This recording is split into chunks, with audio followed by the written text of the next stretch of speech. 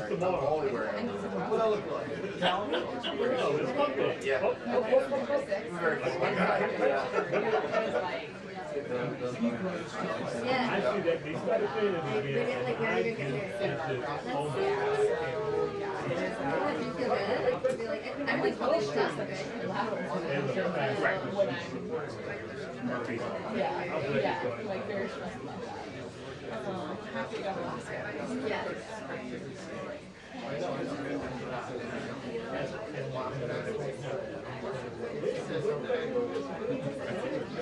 Everybody don't want to deal with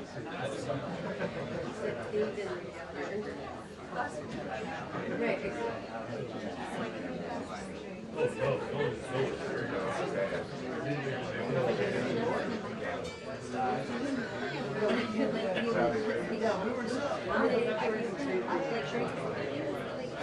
I mean, that might be one way to answer.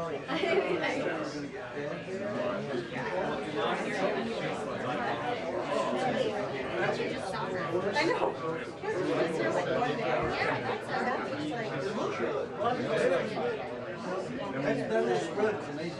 chicken presentation. I don't know what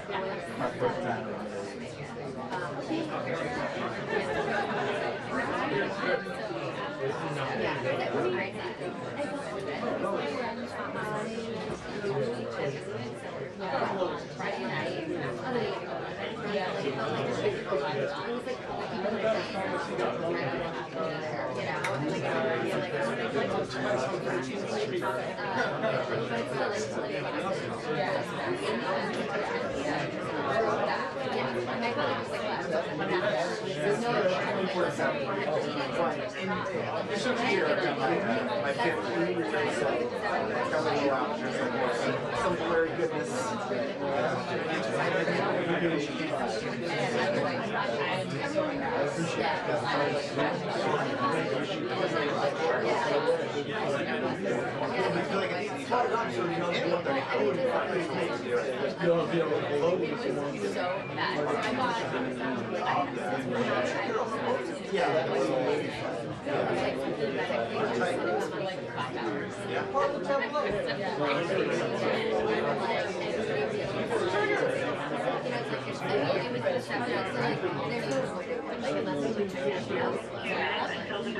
Two minutes. Straighten up the fly right.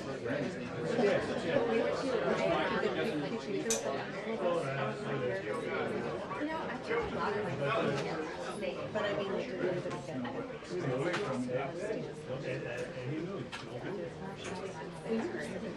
Here we go.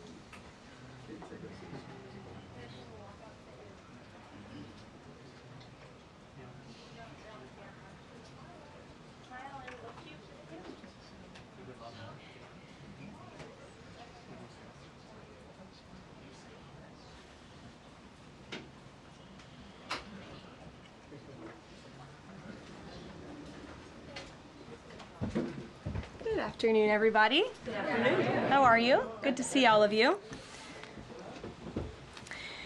What we've witnessed President Trump accomplish over the last few days has been nothing short of remarkable. We are now 3.5 years into the war between Russia and Ukraine, a brutal conflict that has claimed hundreds of thousands of Russian and Ukrainian lives and cost trillions of dollars. The weakness and incompetence of Joe Biden foolishly allowed the killing to start in the first place. Until President Trump returned to office in January, the bloody and broken Biden status quo was to endlessly force American taxpayers to fund Ukraine no matter the cost, no matter how long it takes, and no matter how many lives were lost. There is no denying that Biden's America Last foreign policy moved the world further away from peace. President Trump rejected that failed approach and instead, over the last 7 months, has relentlessly pursued peace throughout his second term. And thanks to President Trump's efforts, we finally have movement after years of deadly gridlock. On Friday, as you all know, many of you were there, President Trump hosted Russian President Vladimir Putin in Anchorage, Alaska, for a bilateral meeting. This was the first time President Putin has been to the United States since 2015, and the first time he has met with an American president in years. President Putin publicly confirmed what President Trump has said all along. The war between Russia and Ukraine never would have started in the first place if President Trump were in office. This was always obvious to any person with a shred of common sense.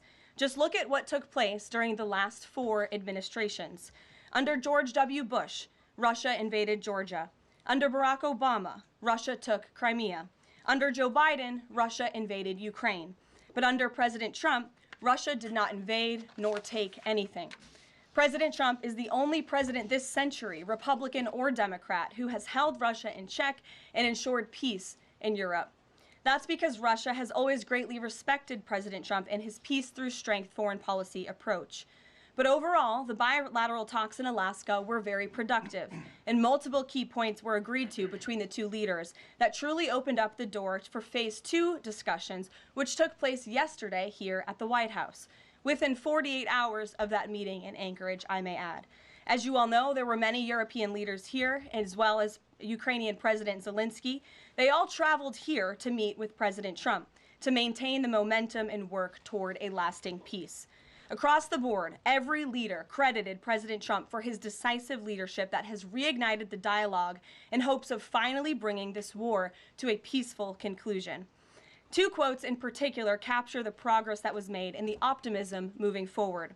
Finnish President Alexander Stubb said, "I think in the past 2 weeks, we've probably had more progress in ending this war than we have had in the past 3.5 years.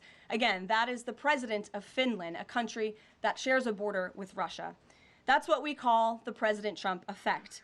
NATO Secretary General Mark Rutte also summed it up well. Without President Trump, this deadlock with Putin would not have been broken. He is the only one who could do this."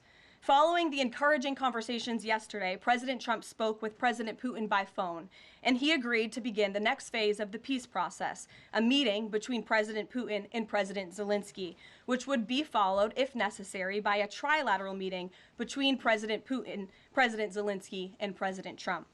As the president said, Vice President Vance, Secretary Rubio, and Special Envoy Witkoff will continue to coordinate with Russia and Ukraine to make this happen as soon as possible. It's very important to remember that before President Trump's landslide victory last November, there was no end in sight to this bloodshed. Now, there may finally be light at the end of the tunnel and an opportunity for lasting peace.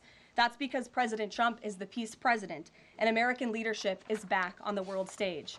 It should not be lost on anyone in this room that world leaders are coming right here to Washington, D.C. for help. While previous presidents have traveled halfway around the world to apologize for America, President Trump stands up for America, and he has firmly restored America's status as the undisputed leader of the free world. However, one thing that has absolutely not changed is the media's negative and downright false coverage of President Trump and his foreign policy accomplishments. From the beginning of this entire process, much of the left-wing media has been actively rooting against the President of the United States in the pursuit of peace. Initially, the media ridiculously claimed that President Trump was somehow beholden to Russia for even agreeing to have a face-to-face discussion with President Putin inside of the United States.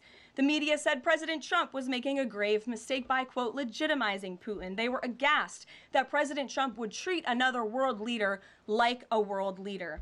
The media relentlessly attacked President Trump and claimed he suffered a, quote, major defeat for not immediately emerging with a final agreement, even though he said heading into that meeting, this was a meeting to listen and to understand how to move the ball forward.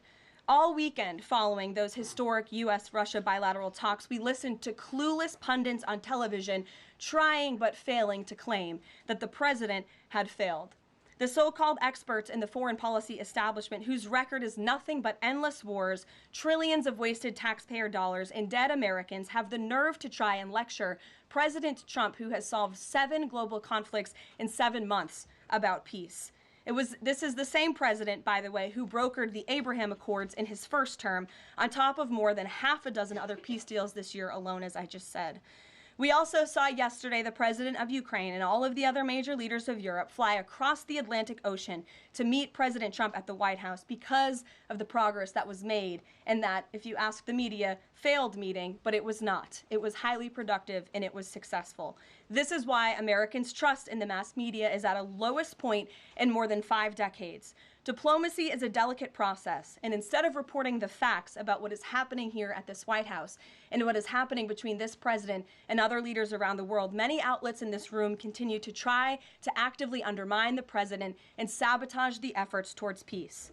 That is why I felt the need to set the record straight. In other news, on the home front, President Trump's efforts to make D.C. safe again are working. There have been a total of 465 arrests since the start of this operation on Thursday, August 7th. Last night, there were a total of 52 arrests, including the arrest of an illegal alien MS-13 gang member with convictions for DWI and drug possession. Thanks to President Trump's leadership and the outstanding work of both federal and local law enforcement, dangerous gang members like the one picked up last night will not be allowed on the streets of our nation's capital. Other arrests last night included assault with a deadly weapon for stabbing, parole violation for robbery, murder, outstanding warrant for attempted murder, assault on federal law enforcement officer, and felony assault. 4 more homeless encampments were also removed during yesterday's reporting period. To date, a total of 48 homeless encampments have been cleared in Washington, D.C. by multi-agency teams. MPD patrol units are actively working with city officials to locate and clear additional encampments and remove homeless residents off of Washington's streets. And despite fake narratives from the media, again, a significant number of the arrests have been in high-crime areas of D.C. In fact, nearly half of all of the non-illegal alien-related arrests have occurred in wards 7 and 8, the 2 wards that have the highest number of violent crime, as well as homicides and assaults with dangerous weapons last year. So while Democrats continue to coddle violent criminals, President Trump and this administration are focused on putting them behind bars and unapologetically standing up for the safety of law-abiding American citizens, and the White House will continue to provide all of you with the results of this operation in the days ahead. So with that, I will take your questions today. Here in our new media seat today, we have Jack Posobiec, who joined us in Anchorage, Alaska last week. Jack, thanks for being here. Why don't you kick us off? Karoline, thanks so much. So a couple of questions regarding the status of these peace talks. Obviously, we saw the President and President Putin there in Anchorage. We saw the world leaders here yesterday with this summit. We've heard phrases like coalition of the willing. We've also heard Article 5-like guarantees.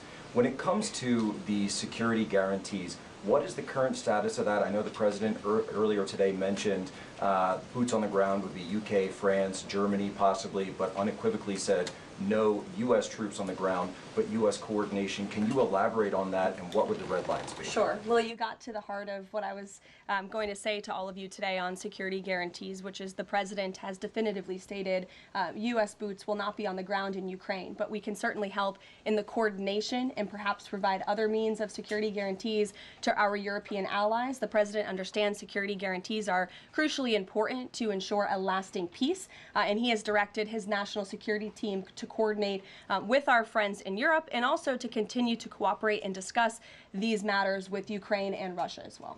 Karoline, now, have the Russians responded at all? I know we spoke with President Putin last night. What has been their response? Because we've heard some reports from the Kremlin and others saying they're unequivocally against NATO troops on the ground. Well, look, the president continues to have these conversations with both leaders. Those conversations took place in Anchorage, Alaska, again yesterday with the Europeans and President Zelenskyy, and he has directed his team to come up with a framework for these security guarantees that can be acceptable to help ensure a lasting peace and end this war. And then just last question real quick on this.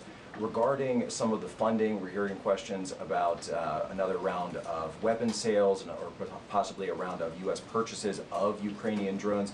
Will that money be funded by the U.S. taxpayers? Are we finally going to see an end to the U.S. taxpayer-funded, seemingly endless mandate for these foreign wars? Well, the president is very sensitive to the needs of the American taxpayer, and immediately upon entering office back in January, he made it very clear that we're not going to continue writing blank checks to fund a war very far away, which is why he came up with the very creative solution to have NATO purchase American weaponry because it is the best in the world, and then to backfill the needs of the Ukrainian army and the Ukrainian people and their military. So that's the solution the president has came up with. We'll continue to see that forward. As for any additional sales, I'll have to defer you to the Department of Defense. Thanks so much. Thanks, Jack. Kelly. What has President Trump learned that tells him that Vladimir Putin would be willing to make a deal for him, for President Trump? Well, the president has learned a lot, which is part of the reason he opened up this dialogue. The previous administration, who oversaw the beginning of this war, refused to talk. And President Trump has always said, in order to learn, in order to move the ball forward with diplomacy and towards peace, you have to have open dialogue. And so that's why the president has had several conversations by phone and, of course, an in-person meeting last Friday with President Putin. He also has talked to President Zelenskyy dozens of times, had him here at the White House yesterday, and he's understanding what both sides want, what both sides are going to have to give up. And he has always said, in order to get a good deal, both sides are going to have to walk away a little bit unhappy. So he continues to learn a lot throughout these conversations, which is why we've seen progress from both sides. And I would also just add, when it comes to learning and moving the ball forward, look at how both Russia and Ukraine have actually talked directly for the first time in many years, thanks to the efforts of this president in this administration. Specifically for President Trump, though, what do you think Putin's motivation is to try to do something for President Trump, as opposed to just resolving the conflict? I think, as I just spoke to in my opening remarks, Kelly, Russia and all countries around this world actually respect the United States again, and the president is using the might of American strength to demand that respect from our allies, our friends, our adversaries all around the world. And we've seen that not just lead to progress with Russia and Ukraine, but also we've seen it in the closing of 7 global conflicts around the world as well. We've seen it with the release of hostages in Gaza. You've seen it with the end of the conflict between India and Pakistan, which could have resulted in a nuclear war if we had not had a president who believed in the strength and the leverage that comes with the job of being the President of the United States of America. Rachel. Thanks, Caroline. Heading into Alaska, a lot of the focus in the talk was on this trilateral meeting between these 3 leaders. Can you explain how this went from a trilateral meeting involving President Trump to now the focus being on this bilateral meeting without the president first? Well, look, the president has spoken to both leaders about this, and both leaders have expressed a willingness to sit down with each other. And so our national security team will help both countries do that. Ultimately, the president has always said that there are areas of disagreement in this war that will have to be discussed and decided upon by these two countries. And so he wants these two countries to engage in direct diplomacy. He's said that from the very beginning, which is why he's agreeable to the idea of having President Zelenskyy and President Putin get together. And I understand accommodations for that meeting are underway. As soon as we hear more details, we'll be sure to let all of you know. And just a quick follow-up. We know as of right now there is no ceasefire in place. We've seen Russia continue its attacks on Ukraine. What indications is the president getting from Putin that he wants to have this meeting with Zelenskyy soon?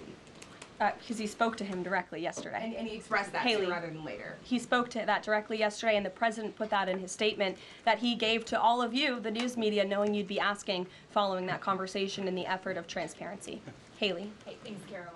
You made clear no U.S. boots on the ground. Is the president considering U.S. boots in the air as a form of a security guarantee? Look, that was something the president mentioned on his interview this morning. It is an option and a possibility. I won't certainly rule out anything as far as military options that the president has at his disposal. I'll let him do that. I can tell you he's definitively ruled out boots on the ground.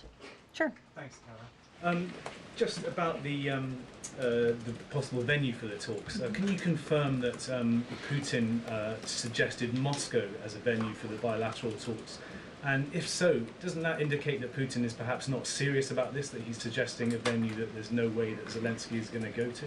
Look, I'm not going to litigate the private conversations between the president and President Putin, aside from what the president himself has already spoken on. But I can tell you there are many options that are being discussed by our national security team right now with both parties. Can you give us an indication of where? I just told you we'll provide you details as soon as we can. Thank you for trying, though. Libby. Thank you, Caroline. I wanted to ask about the National Guard troops. How is the White House coordinating with how they're being placed in D.C., what areas? And then also, how long should people here in the district anticipate the National Guard to be on the ground patrolling the streets? I don't have a timeline for you, Libby, but we will keep you posted on that. I think the president, as you know, and this administration, he came to this briefing room with members of his cabinet to lay out the rationale and the reasoning for federalizing the National Guard here in Washington, D.C., and for our work with the Metropolitan Police Department to make our district safer. We've seen violent crime has taken the lives of far too many residents here in our nation's capital, and the president wants to make it safe again. And as for the coordination efforts, this interagency team is meeting and talking daily. In fact, there's a meeting taking place right now in the West Wing with members of the interagency task force to continue to discuss not just the National Guard deployment, but also how we can continue to remove public safety threats off of the streets of Washington, which, as the numbers I just showed you prove, they are doing every single night. I will just reiterate, 465 total arrests and counting since the start of this operation. I believe 11 or 12 days ago, I'll have to check the calendar, but those are pretty remarkable results. If not for this task force and their high level of coordination and the leadership of this president, there would have been 465 more violent criminals on the streets of this capital that you all live in every day. So I think we should all be very grateful for that. Stephen. Thank you, Caroline. 3 questions about the D.C. crackdown. Sure. First, I was wondering if you could clarify something President Trump said. He mentioned getting rid of the slums where criminals live. Was he talking about tents or permanent residential buildings? And then the mayor has expressed an interest in clarifying how much of a focus illegal immigration enforcement is as part of this crackdown. Can you say anything about that? Sure. And third, any preview on the beautification? 3 questions. I'll try to answer all 3 of them pointedly for you.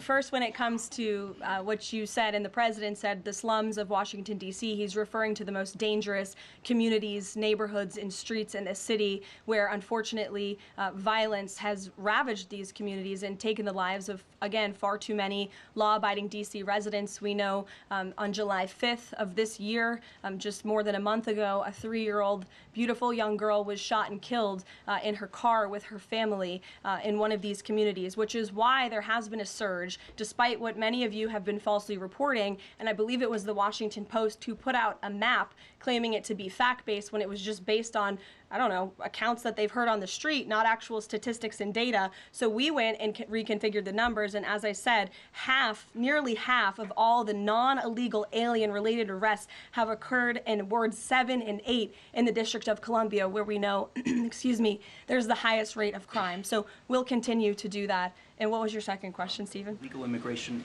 how much of a focus that is? Yeah, look, I mean, the focus is to make D.C. safe and beautiful and to remove public safety threats and violent criminals from our streets. If federal law enforcement, with the help of the Metropolitan Police Department, come across illegal aliens, of course, we are going to abide by this administration's policy of law and order, and we are going to remove illegal criminals from our nation's capital.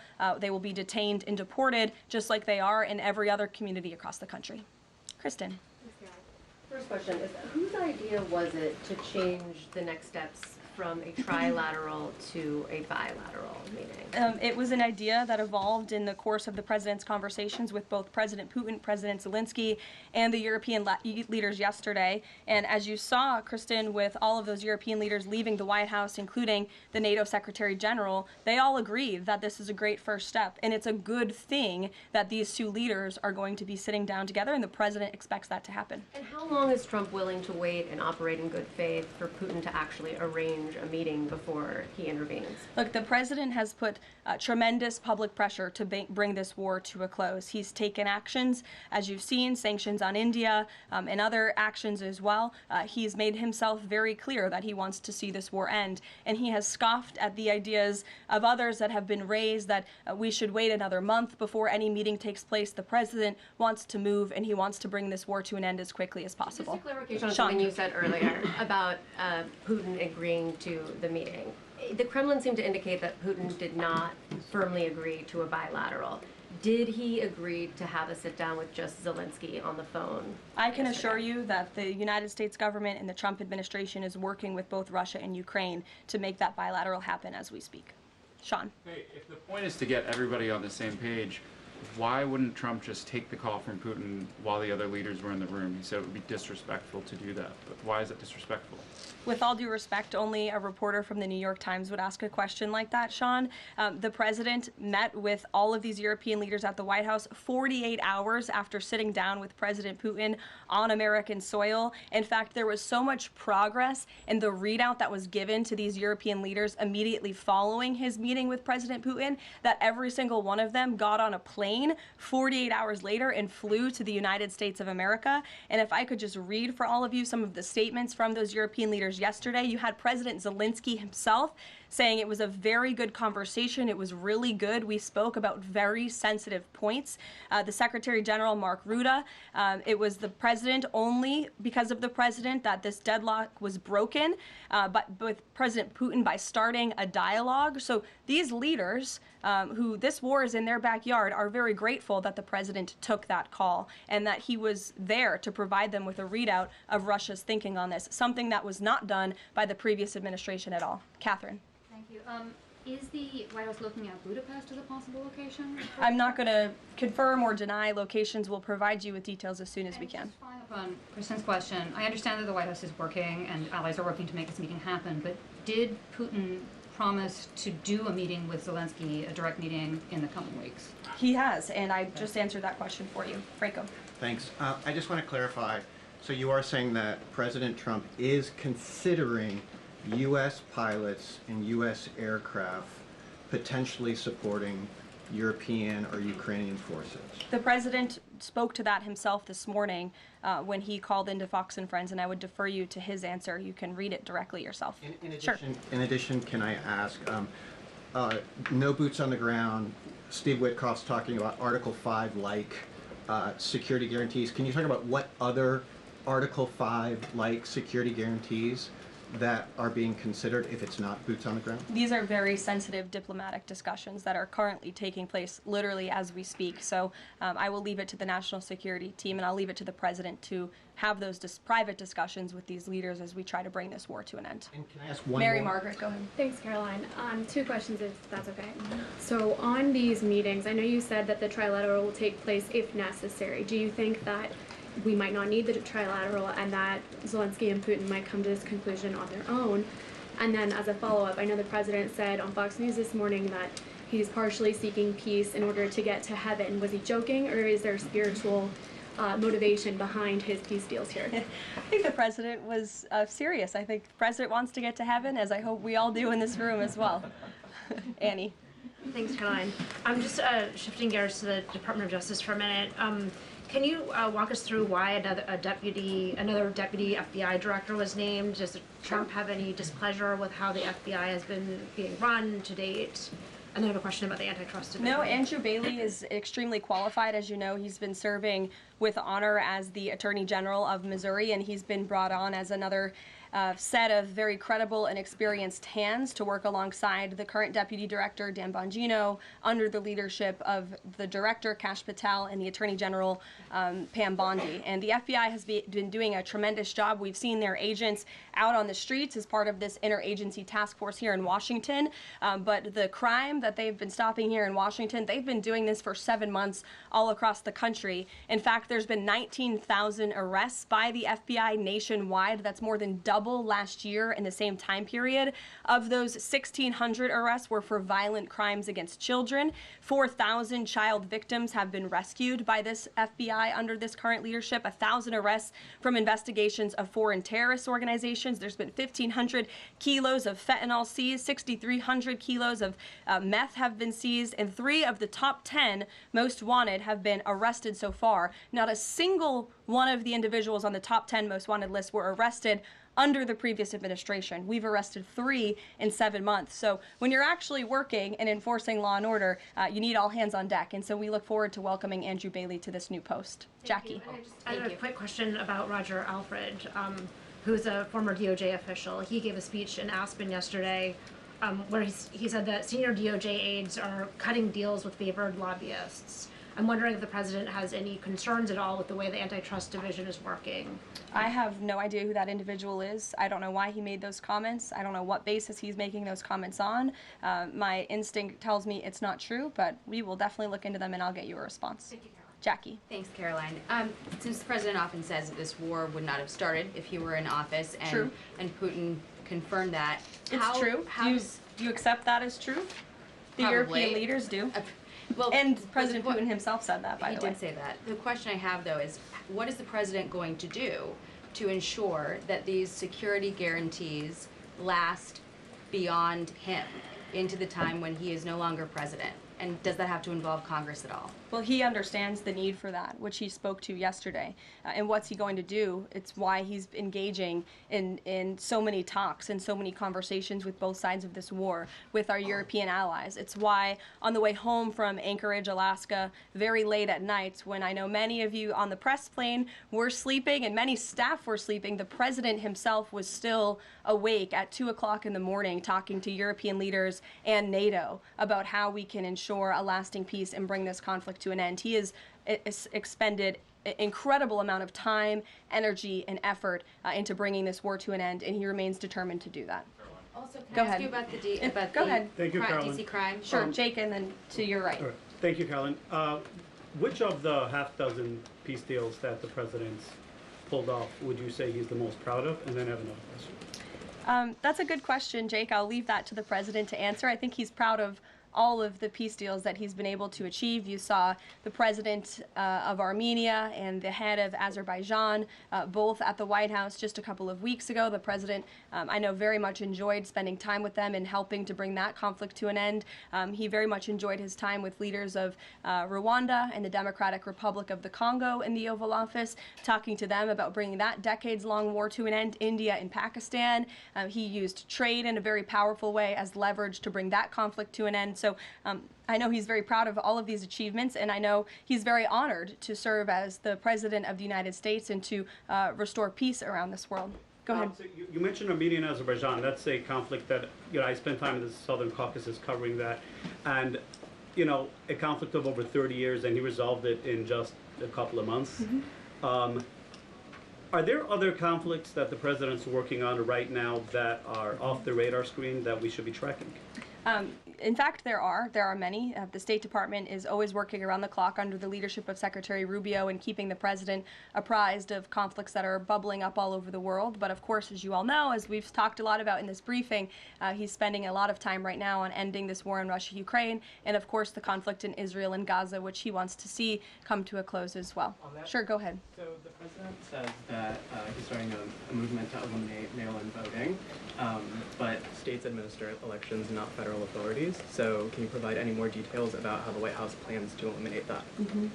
The White House continues to work on this, and when Congress comes back to Washington, I'm sure there will be many discussions with our friends on Capitol Hill and also our friends in state legislatures across the country to ensure that we're protecting the integrity of the vote for the American people. And I think Republicans generally, and the president generally, wants to make it easier for Americans to vote and harder for people to cheat in our elections. And it's quite mind-boggling that the Democrat Party could stand in opposition to common sense. He wants to ensure election integrity. There were great efforts that were made in 2024. I won't get ahead of myself for Hatch Act reasons to get ahead for the next election, but I can assure you this is a priority for the president. Go ahead. If I could just follow up on your comments about Gaza. Sure. There was a ceasefire proposal put forward by both Qatar and Egypt. Hamas accepted it on Monday. Israel has yet to officially weigh in. I'm wondering if the U.S. was at all involved in it, if it's supportive of it, and whether or not the president believes Israel should accept it. I don't think it's a coincidence that Hamas accepted this proposal after the President of the United States posted a very strong statement about this conflict on Truth Social yesterday. I would refer you back to that statement. As for this proposal that Hamas has now accepted, the United States continues to discuss it, and I'll let the President weigh in on it definitively. You're welcome.